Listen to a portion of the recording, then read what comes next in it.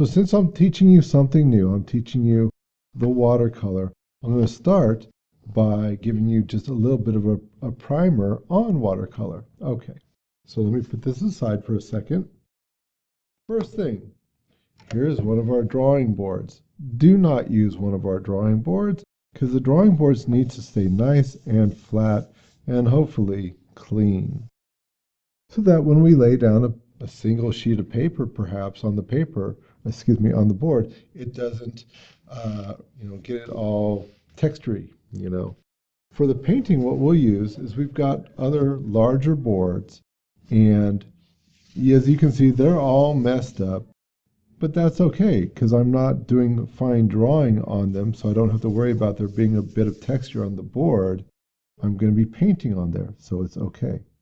Okay, the next thing you need to know is that for our purposes in the classroom, I'm not going to be using real, let's say, watercolor paper, I'm just going to be using some nice 80-pound drawing paper. It's the same thing as we use when we do our sketchbooks and stuff. And that will work fine for the classroom. Maybe if you're working at home, and if you have some nice watercolor paper, then cool, use that. Now, the thing about using a water-based paint on paper is that, of course, the paper is going to get all wrinkly. The reason it gets all wrinkly is because the water is absorbed by the paper and it expands, right? The paper gets bigger, right? And it doesn't do it in a nice uniform way. It just goes whatever way it's going to go. And that's okay. But we want it to dry flat and nice when it's all done. So what we have to do is we have to tape it down so that when the water dries, it has no place to go but to be flat. So I'm going to take a piece of tape like this, just masking tape, just regular masking tape.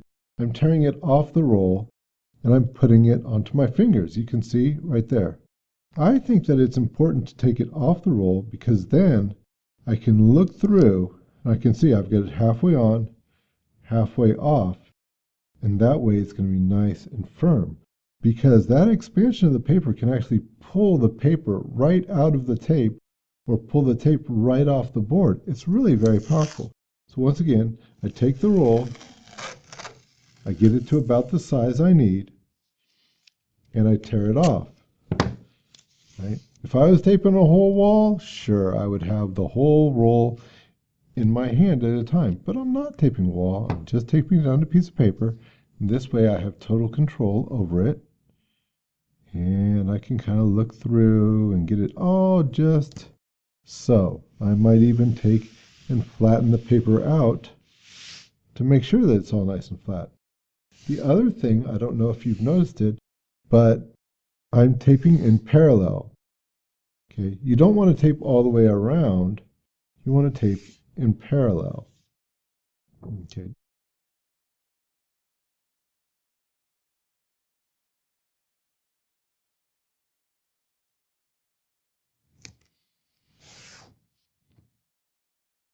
This works fine, just this skinny tape, for this drawing paper because it's not super strong.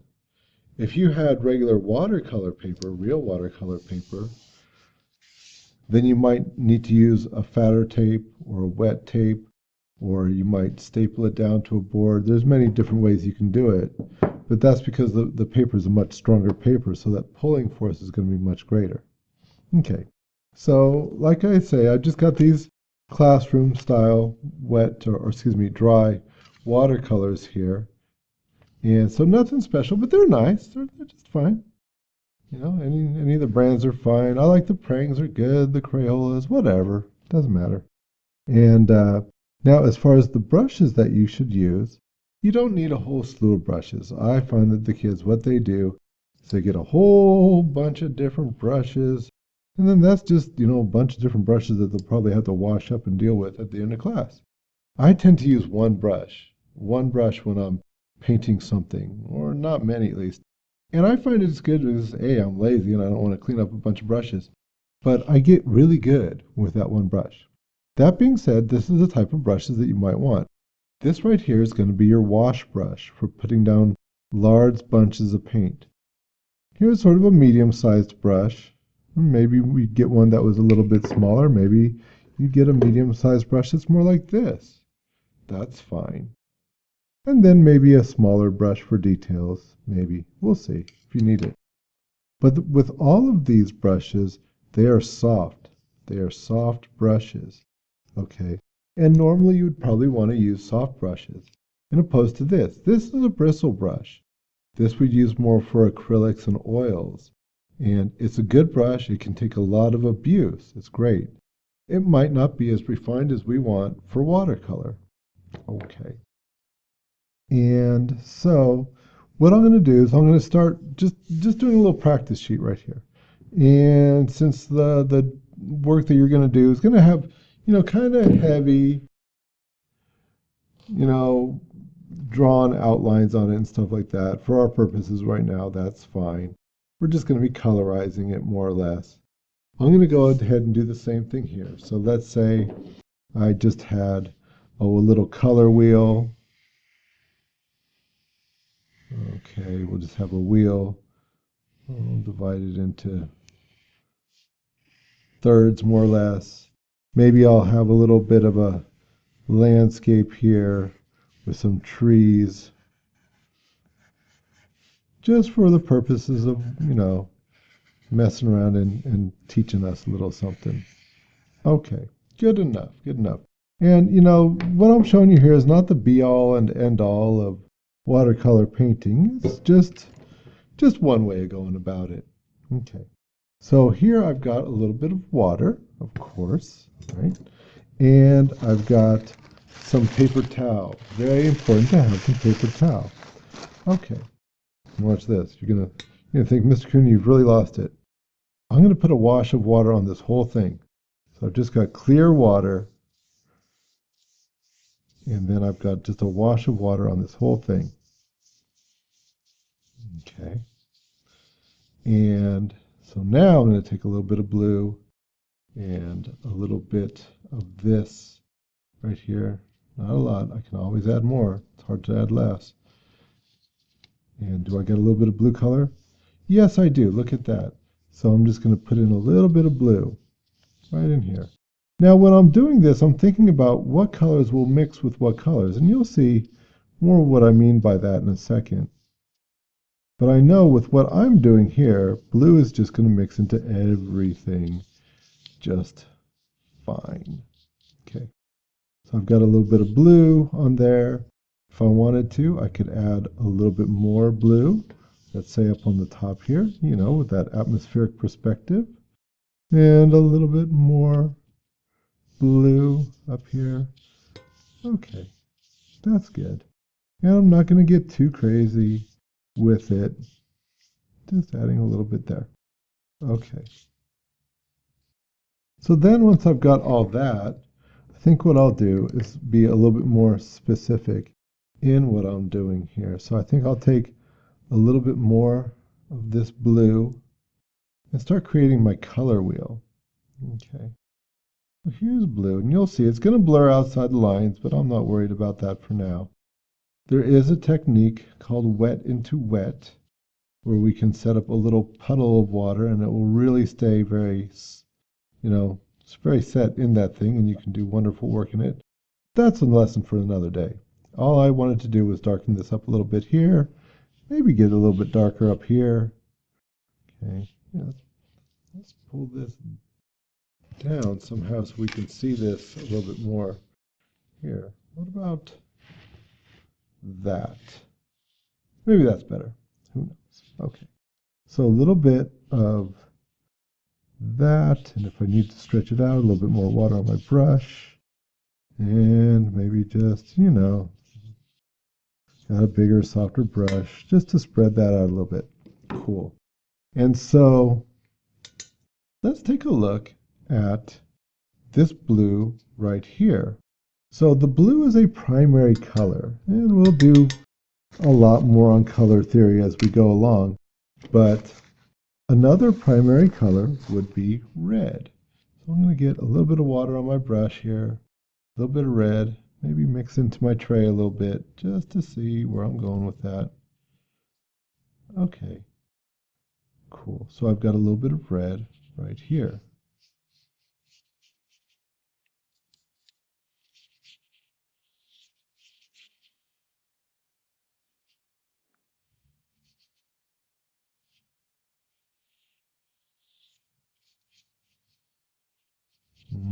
Okay. And you know, I want to darken these trees up. So watch this. There's already blue there, right? I'm going to throw a little bit of red, maybe a little bit more water right here. See, I used the water to change the value. Did you notice how when I put water on it, it made it a lot lighter value? Here, watch this one, for instance. So here I've got some straight red, right? And it's going to be really pretty dark, isn't it? But once I added a little bit more water into it, it diluted it, and it used the white of the paper to make it a lighter color. So I've got this red right here. You're like, oh my gosh, Mr. Coon, why are you drawing red trees? Well, you'll see. Yeah, maybe a little bit of red down here in this hill. And maybe even a little bit more red down here in this part. We'll be making some forms here. Okay, a little bit. And maybe use that water to blend it up. And my paper is all bumpy now, but I don't care. It's not going to hurt anything. Okay, cool. All right. So now let's see what happens when we have the blue and the red, right? Well, I think what's going to happen, it's going to make purple. So let's mix a little bit of purple. So I've got that blue into this red, and look at that. I'm getting a nice purple tone. Okay, cool. Here. And it's making a darker color. So I want these trees to be a little bit darker than what's around them, so I'm going to go ahead and put a little bit more blue into them. Maybe even giving them a little bit of shape as I do so. Right? Maybe some here, maybe some here. You know, be free. Be free with yourself. Don't get too boggled down with stuff. Okay. And okay, clean off my brush. Now notice when I'm cleaning my brush, I don't get in there and just swirl around a lot like that. What I do is I get a little bit of water on there, and if I need to, I'll just take the paper towel and wipe it off on the paper towel. Because if I pollute that water, if I swish around in there, just change the color of the water, then it's hard to keep my colors pure. Okay. And I'm just going to blend this a little bit.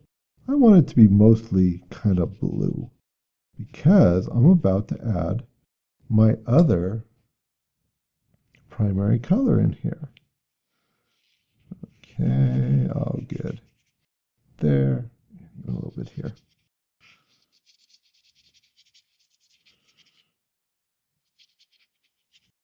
Okay, so my other primary color, see a little bit of water right there. My other primary color is yellow. So I'm going to take a little bit of yellow and mix that into the tray a little bit. I am kind of a strong believer in primaries because I think that instead of using, let's say, the green that it comes with, which you could, I do, right? But instead of relying on that mostly I'd mix my own green or my own purple or my own oranges because I think that the colors are more live usually. So look at that. I've got this yellow, right? So let's see what happens when we mix this little bit of yellow into this blue.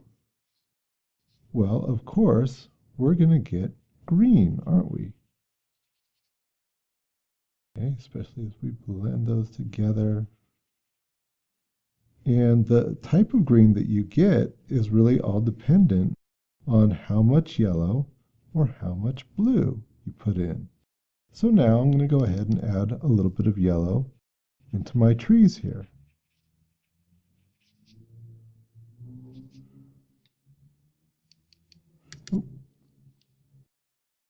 Okay, doing a no-no already. I'm going to clean that off a little bit. See, because I don't want to be doing my mixing in here, in these guys. Here, clean that off, especially the yellows. You know how the ooky they can get. So I want to make my color here in the trays.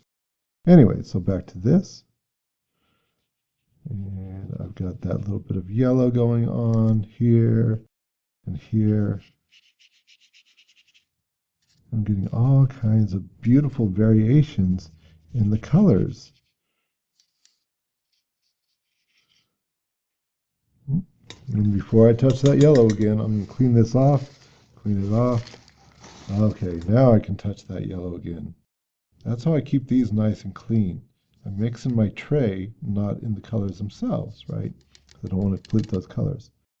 Okay, so here we go. Oh, good.